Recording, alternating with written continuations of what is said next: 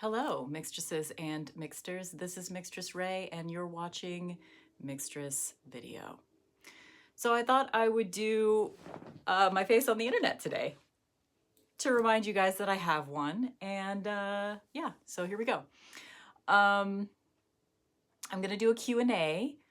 I've never done one before, and I'm nervous and excited. I got so many very insightful questions from people. Some of them, if I were to answer them, it would take me a whole video to answer them, and I do have them all written down in my journal, so I might choose to do that. But today I'm going to answer the ones that I can answer more quickly.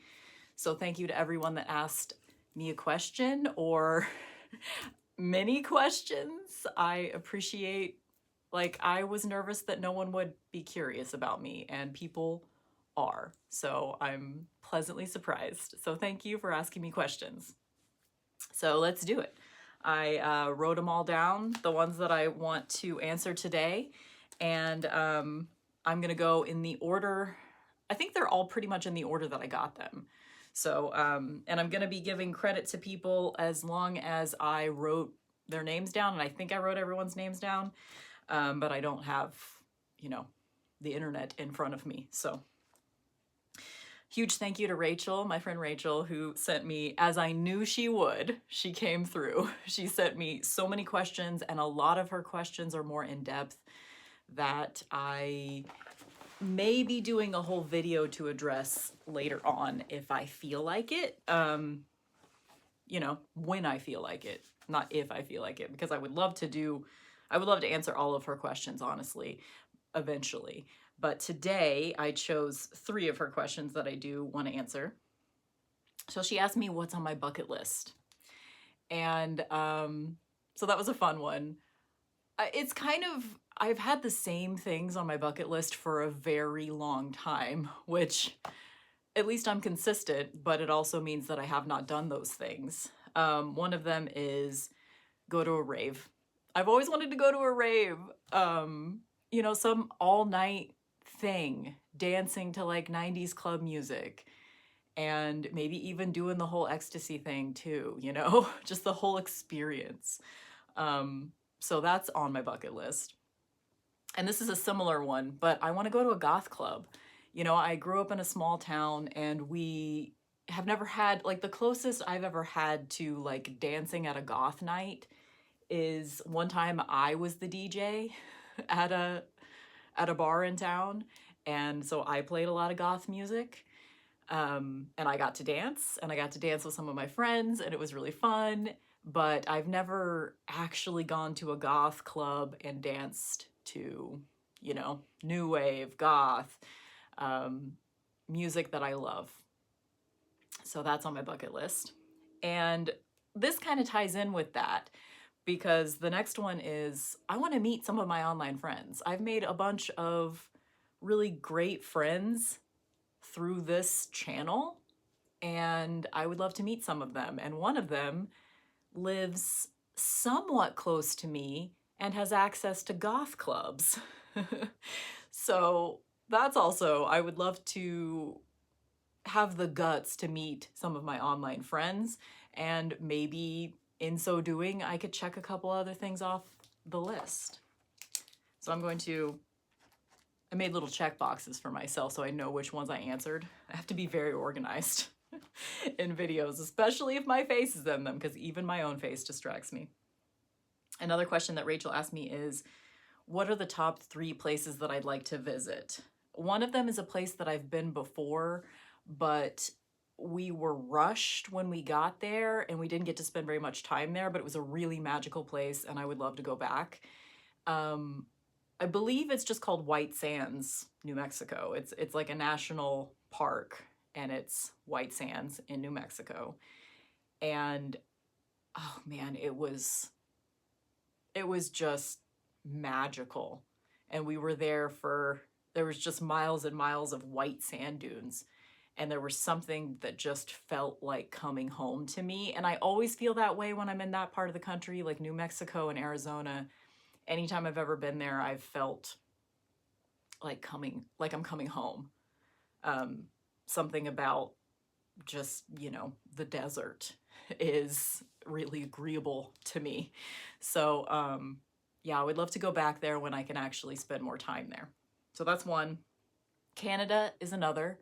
I've never been I've never been outside of the United States, with the exception of there was like one mission trip that I went on with a church group in middle school where we went into Mexico a couple of the days on that trip, but I don't think I had to get a passport for it. I don't remember, like, we didn't stay there. So I mean, it wasn't like a real experience of going outside of the United States for me. So I would love to do that, but I would like to do it on the mainland because I don't like going in planes. I don't travel well, so there's not that many places that I really even want to go. But I mean, basically, I want to go to places where there are people I like, and I want to go to places have that are beautiful. Like, I love the Painted Desert. I would go back there. I would go back to the Saguaro National Forest, which is in Arizona.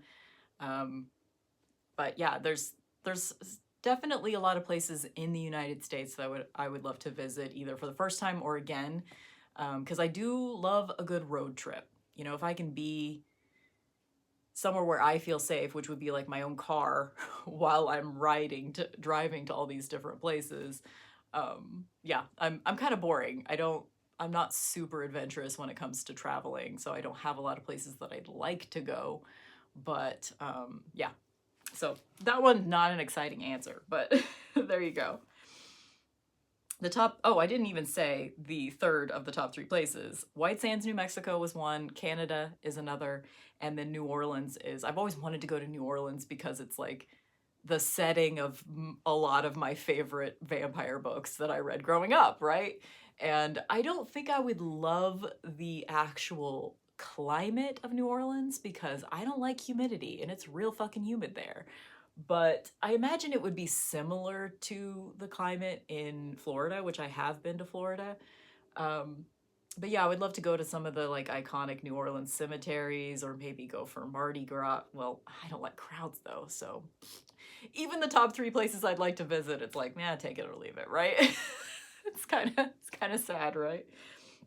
Okay, another thing that Rachel asked was, who are my favorite artists and works of art? I'm not super well versed in art history, or, I'm good at picking apart a piece of art for what I like and don't like about it, but I don't keep an encyclopedic knowledge of certain artists that I like or certain art styles and eras that I like. I don't really think about that stuff very much. But I will say probably a favorite style, at least, is Art Nouveau. And I love Alphonse Mucha, however you are supposed to say that. And I like, as far as like contemporary like tarot artists, I like Abigail Larson a lot. She did Darkwood Tarot. And I also like Jennifer. No, not Jennifer. God, I always forget her fucking name. The chick that did a Menti Oracle. I like her art. I'm going to show you a little bit of it in a different question. But I did want to show you, like, one of my favorite works of art that I just discovered is actually in this book. And it is called The Wish by Theodore von Holst. And this has been my like Instagram profile pic for a while, like ever since I discovered this image. I would really love to have a print of this on my wall because I think it looks like me. She looks kind of evil. She has a pointy nose like I do, and she's shuffling cards. I love this so much. I almost tore this page out to frame it and put it on my wall because I'm fucking trashy like that, but I'm glad I didn't do that. I just want to get a print at some point. And so that's one of my favorite works of art. Okay, so that's it for Rachel's questions for now. Someone named Spellbound Tarot asked me for my top 10 favorite tarot decks. I will tell you 5. One of them is kind of an honorable mention because I don't know if it's really my favorite, but I am very familiar with it and it taught me a lot about tarot. So I'll tell you that one first. It's really my top 4 with an honorable mention. So the honorable mention is Wild Unknown.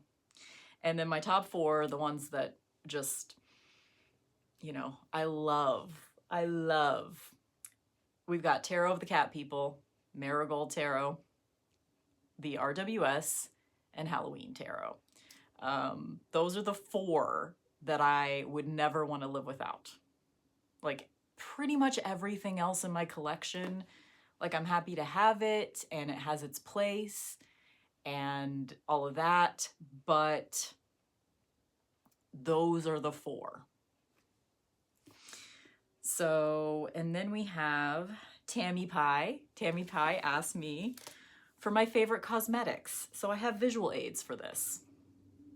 I realized they are all NYX except for one. So I really only do drugstore cosmetics. In the past, I've had like a moment where I've bought a bunch of expensive shit, but in my opinion, the expensive shit is not better and I can't afford it anyway. So I would highly recommend that if you're getting into glamour magic or just enjoying painting your face, things like that, get the cheap shit. It's just as good. Like most of the time with the expensive shit, you're paying for the packaging. And so it's not worth it, especially if you can't afford it. I mean, if you really enjoy the packaging and you can afford the expensive shit and you like it, go for it, but you don't need it. So I'm gonna give you examples of things that are affordable because that's what I use. The 2 things, well, I'll save my favorite 2 things for last. The lipstick that I'm wearing today, which, I don't know, it's hard to tell with like your own face. Like, does it actually look good on me or do I just like the color? I think it looks good on me. But what I'm wearing today, this is the only liquid lipstick that I would rebuy because I'm done with liquid lipstick. It's uncomfortable. But for the most part, NYX liquid lipsticks are actually not terrible as far as like how comfortable they are. I think they're usually pretty comfortable. So this is the only liquid lipstick that I have rebought and I would rebuy again. At one point I renamed all of my lipsticks after Buffy characters. So this one's Giles. That's not helpful for you, but it's called NYX Liquid Suede and the color is Brooklyn Thorn. So that's what I'm wearing today. And I do like it. This is my second tube of this. So most makeup I've never rebought, you know, because I still feel like I'm in an experimental phase. I don't really know how to do my makeup. Like it took me forever to do this today and I don't even know if it looks good. I don't wear a lot of eyeshadow because I don't have, like, if you can tell, I don't have a lot of eyelid space. Like my eyes are sort of hooded and my eyebrows are lower. So I don't usually wear eyeshadow. Usually, like, if I wear makeup at all, I do eyeliner and mascara, and that's it. So speaking of mascara, I fucking hate mascara. Like, as far as the sensation of putting it on. So I am really not the person to go to for mascara advice because my requirements are, I like it to not annoy me when I'm putting it on, and I like for it not to annoy me throughout the day. So as far as like it actually having good coverage or being good quality, I don't fucking know, as long as I don't hate putting it on. So this is Lash Princess. And I do like this because it's like $3 or $4. And it's Curl and Volume is the pink one. I've tried the green one. The green one's kind of flaky. This one's better. This was a gift from my friend Surin. So thank you, Surin, if you're watching. And she also gave me another Lash Princess that's a different color. They all look like this, but they have like different colors on them. The brand is Essence, and I can just get it at Target, which is where I do most of my grocery shopping. So I hate mascara, but an eye look looks incomplete without it, in my opinion, on me anyway. So I wear it. And I think I will actually rebuy Lash Princess because it's easy to get and it's cheap and I don't hate it. High marks for me with mascara. I always have to have a glitter pencil. So this is, I don't even know why I brought this out because I'm not like married to this particular glitter pencil, but it works. It is NYX Epic Wear in Silver Lining. I just like to use, like, I'm kind of a fairy goth, 90s fairy goth. You know, I like to do like the inner corners with glitter. And so these, okay, top two for last. These are the things that I've rebought the most times. And if I were only going to have two makeup items, it would be these two things. NYX Epic Wear Liner. The color is Berry Goth. That's what beauty tubers do, right? Look, look. And it's, I spent a long time trying to find the perfect plum, metallic plum purple.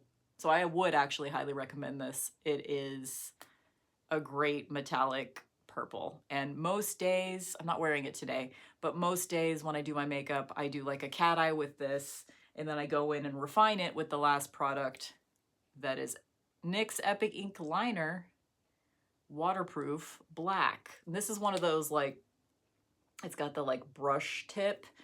And I am wearing that today, but yeah, that's most of the time I do an eye look and I skip lips. Pretty much just because I don't like to be touching shit up all day, and lipstick you have to touch up all day. I do enjoy having a bold lip, but to be honest, I don't really know how to do lipstick. Like, it always just looks kind of weird on me. I don't know. So I've never quite learned how to master lipstick, but so that's why I didn't bring out any lipsticks, but I do enjoy like a Revlon Black Cherry. I just bought yesterday Revlon Iced Mocha because I wanted a frosted brown, because most of my lipstick shades are shades of brown. That's what I like. So thank you to Tammy Pie for, oh, honorable mention, because this is actually in my purse. My favorite lipstick of all time, which is an expensive one. I would like to find a dupe for it. I've been experimenting with a few different shades, but it's basically like a medium sort of terracotta brown, and it's Urban Decay 1993. I love it, but it's like 20 or 25 bucks. So I'm still on my first tube, but it's getting down to a nub. But yeah, I'd like to find an alternative to that. But yeah, that one I keep in my purse because some days I just throw that on if I have no other makeup on, but I don't always wear makeup at all. So that's the makeup questions. Carrie Patricia 8419 asked me about my kitties. She wants to hear about my kitties. So one of them is here right now, but you can't see her. I have two black cats. One is, I think she's 8, and the other just turned 1. So I've got like a kitten, and they're both black cats with a little white patch on their chest. They look very similar, but they could not be more different. Kali, the older one, the one that's here right now, so she's gonna hear me saying all this shit about her. And she's listening. Don't kid yourself, they're listening. They're always listening. She's kind of a bitch. She's very needy. She likes to be pet in a very specific way, and she needs your full attention when you're petting her. Like, you have to have, all arms need to be cradling / petting her. You need to be making uninterrupted eye contact. She's very intense. And then there's the kitten, Niblet. Her real name is Drusilla. However, we never call her that. We just call her Niblet. She is, I love her so much. She's very cuddly. She's really sweet. She's undamaged. I love them both. So those are my kitties. And the other question that Carrie Patricia asked was, would I ever consider continuing my decant walk? Because I started doing sort of the minor arcana, like the journey through the minor arcana as we go through the year. I started doing it, I believe it was last year, Libra season. And somewhere around Capricorn or Aquarius, I fell off and didn't pick it back up again. So theoretically, yes, I would like to continue with that. What I would do if I were going to do that is I would pick up where I left off. So that means it'll be Capricorn or Aquarius season before I resume that, which I would theoretically like to do. But overall, I think I've decided I'm not really a teacher. Like, I don't think y'all should really follow any of my ideas about tarot unless they really work for you too, you know? So it's not something that I'm super interested in doing right now. But if I feel like picking it up ever, I will pick it up where I left off at that time of year. So if it doesn't happen the beginning of 2024, it'll be the beginning of 2025. So sorry. She's not the only person that's asked me about that. I would like, I don't know, whatever. I would theoretically like to resume, but I don't feel like it right now. So I'm not going to do it until I feel like it. Kaisa9201 asked, how and when did you find out you were autistic? I did get a few questions about autism. And first of all, I do not feel like I'm qualified to really speak on autism in general, because I'm just one person that has it. But so this might be a bigger video that I choose to do later on, but for now I'll just answer this one. How and when did I find out? I was in my late 20s. I believe it was 2010 when I pursued my diagnosis, which I did get from my therapist at the time. I don't know if it counts as an official diagnosis though, because he basically reluctantly agreed that I was autistic based on my results of a test that he reluctantly administered that also wasn't really a test. It was a test that was supposed to be for parents to answer questions about their young children, and he gave it to me to answer about myself. So my diagnosis was official, maybe under dubious circumstances. But essentially, I found out through, I believe I just started reading books about autism and I just really related to it. So then I had a therapist at the time, so I sought a diagnosis from him. And this was 2010, so I was 27-ish when I got that diagnosis. And yeah, or maybe it was after the tornado. Anyway, it was right around my first Saturn return, so I would have been like 27 to 29. Okay, next, Sarah Waterchild Tarot. Hi, Sarah. She asked me several questions that I do think could be longer videos, so I'm going to answer only one of them. She asked me, what newer bands do I like bands that have come out in like the last 5 years or so. I went through my Spotify, all my recent liked tracks and things like that. And I don't really listen to new music. Every once in a while I'll discover a song that I really like that's newer, but really I listen to a bunch of old shit. So really the newest artist that I love, she's one of my top 5. But her first album came out in 2010. So she has been on the scene for 13 years. But I do think of her as a new artist. So I kind of had to alter this question in order to answer it. But I'm talking about Chelsea Wolfe. I love Chelsea Wolfe, and she's the one artist that's putting stuff out right now that I'm genuinely excited about her new shit when it comes out. I do also pretty much keep up with Lana Del Rey, but her last few albums, I've only liked a couple of tracks from them. So I do kind of keep up with her. Like I always listen to the shit that she comes out with, and she's pretty prolific. But really, it's Chelsea Wolfe has my heart. I have loved everything that she's put out. Um, she kind of vacillates between like sort of gothic Americana and like metal. So she's everything. I like her a lot. So that's the newest artist I like, and she's not that new. Tesla Goth 9401. She no punctuation whatsoever, which I just have to say that because it makes it funnier. She just asked, "Did you throw your thoth in the trash, LOL?" No, but I no longer have it. I did not throw it away, but I decided that it was an abusive relationship and it needed to get out of my house.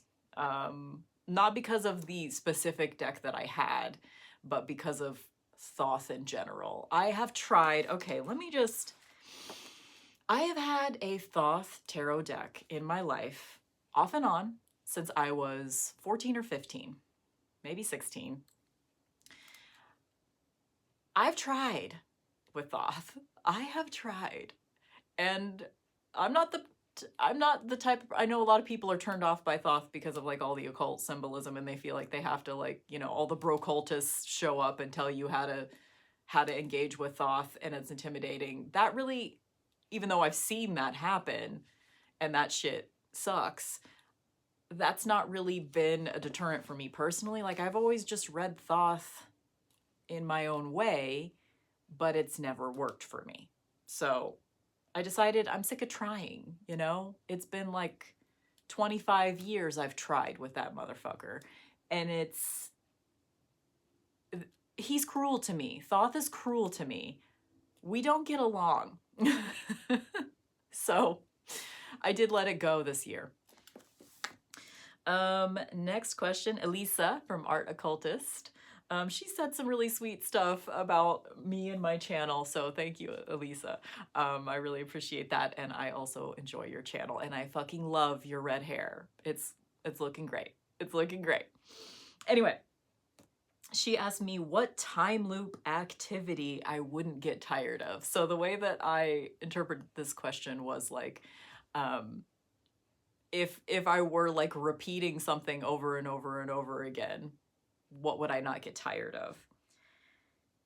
And it's interesting because at first I wasn't sure how to answer this, but it was actually eye-opening when I came up with the answer. It's my radio show. Every Friday I have a radio show, Mixtress Radio, information below. And I've done it since 2014. And it's not like a thing that gets a lot of attention from other people, but it's a ritual that I do every Friday. I have my radio show, I play like whatever music I'm enjoying that week, or whatever mix I'm currently working on, or requests, or just old shit, like whatever. I play whatever the fuck I want because it's my radio show.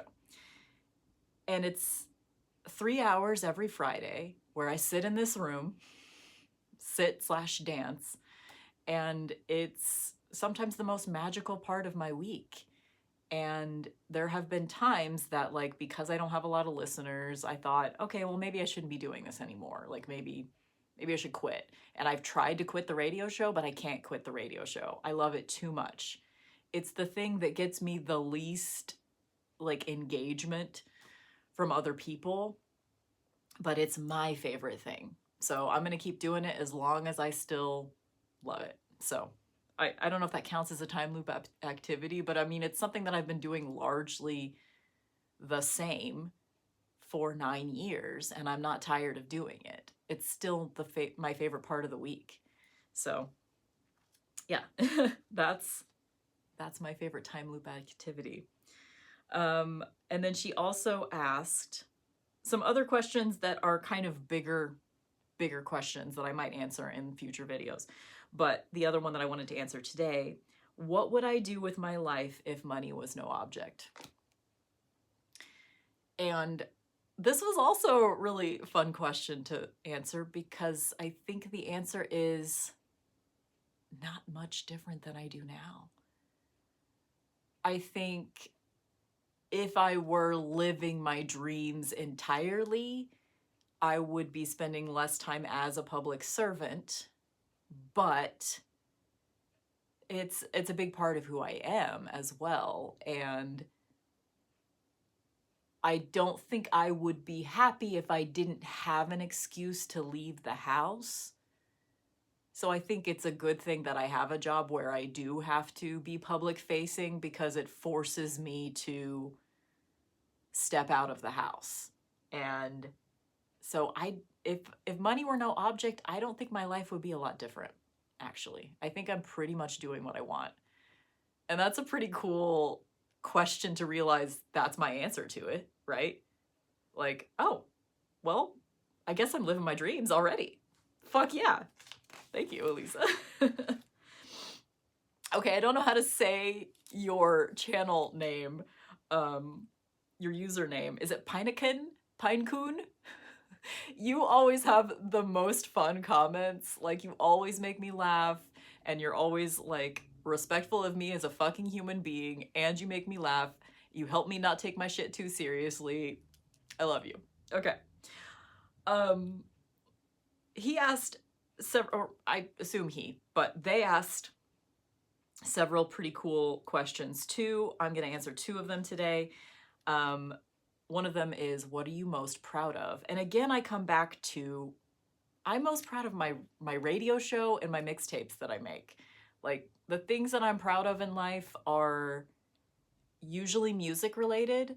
Yeah, Mixtress Radio, I'm pretty proud of.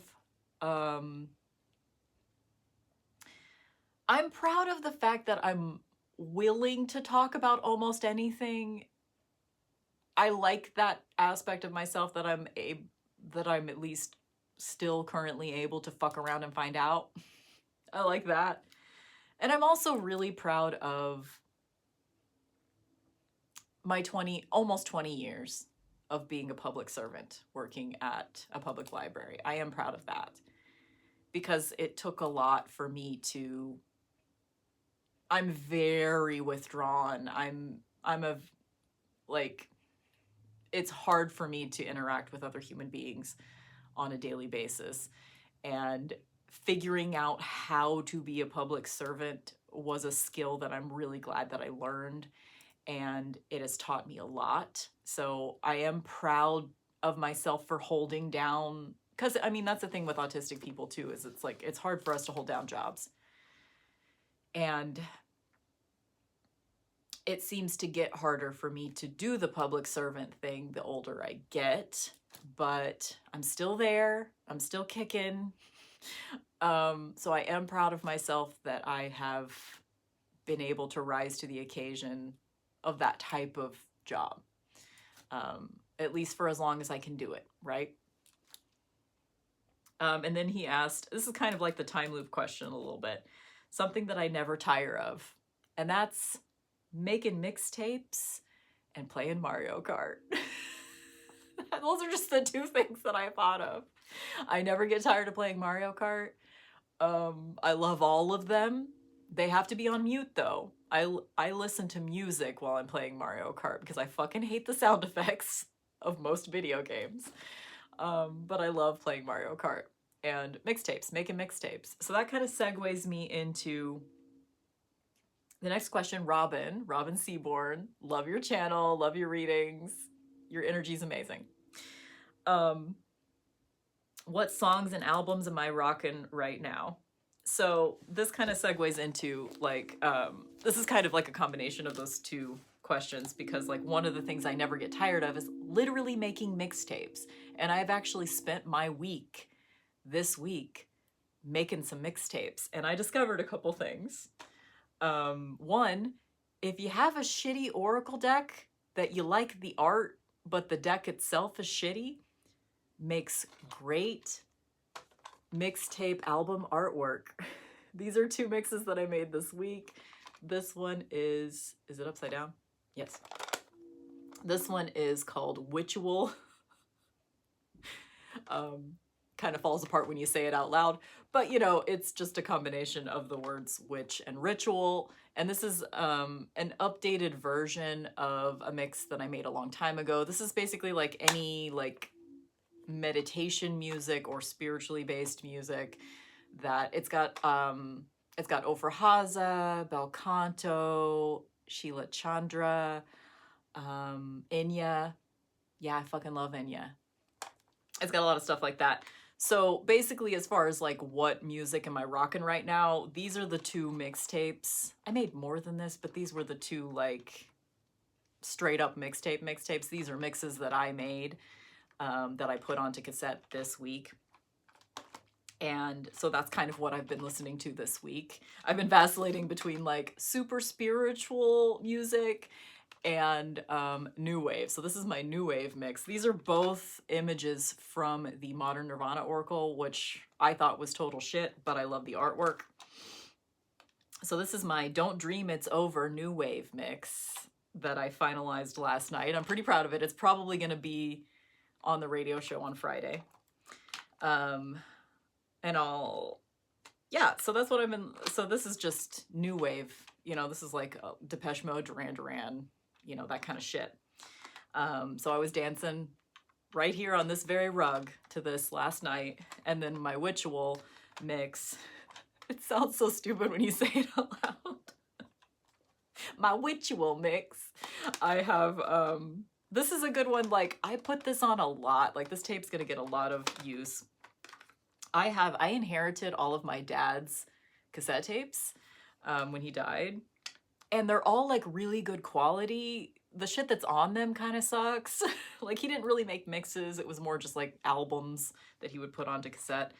But most of my cassette tapes are just old cassettes that they're type 2. So if you know anything about cassettes, there's type 1 and there's type 2. And type 1 is kind of like crappier quality, doesn't last as long. But those type 2 cassettes, and that's what my dad, because my dad was kind of a music snob. One thing that we had in common, I wouldn't say I'm a snob, but he definitely, like, all of his cassettes were type 2 cassettes. So all I have to do is tape over his old shit, which feels really witchy to me. Like, my dad wasn't the greatest person, so like it feels kind of magical for me to like override his bullshit on his cassette tapes with my own stuff that he would never like. Well, I mean, we did actually like a lot of the same music, so he liked Ofra Haza and Bel Canto too. So anyway, and he also liked Depeche Mode, so that's not true. He would be okay with those mixes for the most part, actually. But yeah, so what I've been rocking this week is like half the time it's been 80s new wave music and the other half of the time it's been like Jewish Israeli hymns and shit. So yeah, that's where I'm at. Great question, Robin. Someone asked me, and this is like the only person I didn't write down your name. I'm so sorry. Because Michael was telling me about this question, I didn't actually see it myself. I guess he looked at my community tab. He almost asked a question. He was like, I was gonna ask, how'd you get so cute? Or something silly like that, you know, whatever. But so he told me about this question and I wrote it down, but I forgot to like check to see. So sorry, I'm not giving you credit, but someone asked me what my moon sign is. So I'll tell you a little bit about my astrology right now, because it explains a little bit about why I seem like such a fucking contradiction. So my sun, rising, Pluto, Saturn, and Mercury are all in Libra, my first house. My moon sign is Aries. I have a couple of planets in Sagittarius. My north node is Cancer and my south node is Capricorn. So yeah, a lot of fucking Libra. Libra. And then a little sprinkling of fire and barely any water and barely any earth. Like the only earth in my entire chart is that Capricorn south node, I think. I think it's my south node. I could be wrong about that. But yeah, so that's a little bit about my astrology. my friend Dolores, she asked me this question like privately via WhatsApp message. And this is a really good question. So I'm going to end the video with this because I could talk about this for a while and I'm not sure exactly what I'm going to say yet. We're going to fuck around and find out. You ready? I'm just going to set aside all my crap before I answer this question. So she asked, really insightful, good question. She asked, what advice would I give my former self and at the beginning of the madness? So like back early 2019 when I started collecting tarot and oracle decks to an unhealthy degree, in my opinion. Unhealthy for me. What advice the me now that's working through that shit, and I've made a lot of progress this year, what advice would I give my former self? I don't actually know, because I feel like my former self wouldn't have listened to me, because I do have to fuck around and find out. So I guess I can speak to, like, if you're a person that you're just getting into tarot, you're buying a lot of tarot and oracle decks, and you don't necessarily, if you're feeling scattered about it for whatever reason, I would say you don't need any of that shit. You don't need any of it. And the perfect deck does not exist. Those 4 that I listed earlier that are like my top 4 that, you know, I just love. Let me tell you about them. One of them was a gift. And so part of the reason that I love it is just because it showed up in my life at a time when I needed tarot again. It was late 2018, and that's Tarot of the Cat People. Wild Unknown was, okay, that's not on the top 4, so let's circle back around. Marigold, I really like the spaciousness in that tarot deck. So, you know, another thing, I guess the advice would be trust yourself and listen to yourself. Like, the problem with over collecting tarot and oracle decks for me was because I was doing a lot of like listening to what other people said was good and not trusting myself. You know, like my own instincts would be telling me, yeah, this thing isn't for me. This thing that they're talking about, it isn't for me. That would be my instinct. And then I would ignore my instincts because someone else was saying that a deck was really good. And Marigold Tarot is a perfect example of that because I fucking love that deck. But I think I've accidentally talked other people. I know I've accidentally talked other people into buying it that it didn't work for them at all. And I can't even necessarily articulate why it works for me. And maybe that's more advice that I would give too, is like, if you can't articulate why you like or don't like something, that's okay. You don't have to. You don't have to justify what's working and what's not working. You just have to know what's working and what's not working. And another piece of advice I would give is be willing to let it the fuck go. If it doesn't work for you, let it go. Don't try to convince yourself to like it. If something's not working, let it go. Let it go and don't look back. Because that's the other thing that I would love to go back and redo, is like so many decks that I got rid of, I bought again. And I would love to go back and just like not fuck with that. Because if I let go of it, there was probably a good reason for it.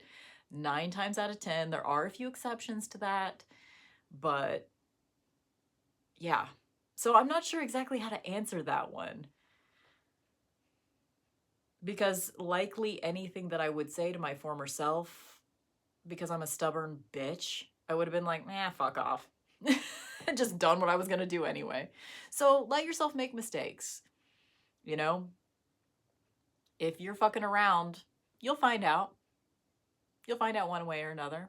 And, just be honest with yourself. And part of being honest with yourself is do whatever you have to do to tune into your own thoughts and feelings, because that's something that's really hard with the way that the world works now, is like we're just constantly inundated with everyone else's thoughts and feelings all day, every day, from every corner of the internet, in every possible way. And it's overwhelming. Give yourself some time to decompress. I have been doing a little bit better the last few months at tuning into myself, and it's a lot more peaceful, truly. Unfortunately, if you are an outspoken person and you happen to present as a woman in our society, even in this space that's mostly women, you're gonna get judged more harshly for the things that you say. But keep saying them. Keep speaking your truth. And keep finding it. Keep looking for it and keep talking about it when you find it. Because that's the thing that's most interesting, I think, about all of this. The thing that's most interesting about it to me is when I think people are so cool and interesting. And if they're actually talking about what really matters to them and being honest about it, it's so fucking cool. It's so fucking cool to see how different people work and their motivations for things and what they like and don't like. And we're losing a lot of that openness and honesty because a lot of people are being shamed for speaking about how they're really feeling, especially if they're struggling. Like, you show some blah, blah, blah. You show some vulnerability and people come at you with pitchforks. And that's unfortunate. But I'm living proof that for me, it was actually good. I would not take back anything. Like, yeah, there's some things that I would say differently. Like, there's some things that I would say differently. By the time I post this video, I will think, oh, well, I probably shouldn't have said that, or I should have said this, or, ooh, that would have been like a way better, more honest answer to that question. That's just how it is. If you're a person that puts yourself out there, you're going to be cringe in about 5 minutes. And you just have to be willing to go with that, It's part of life. If you're not cringing at something that you said a month ago, then you probably weren't saying anything. That might not be entirely true, but it is kind of true for me anyway, the type of person that I am. And I'm never trying to piss people off. But that Pluto in my first house, like, I'm really interested in the deep, dark shit and, like, looking under the rocks to see what's skittering underneath there. That's interesting to me. So I'm going to be in pursuit of that for myself, and that's what I want to see in others too. Like, it's not interesting to me personally. It's not interesting to me to see someone that has everything figured out, to see someone just showing pretty things and being excited about pretty things. And, like, I fucking love pretty things.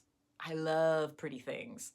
But there's only so far that you can go with that, Pretty things aren't always that interesting.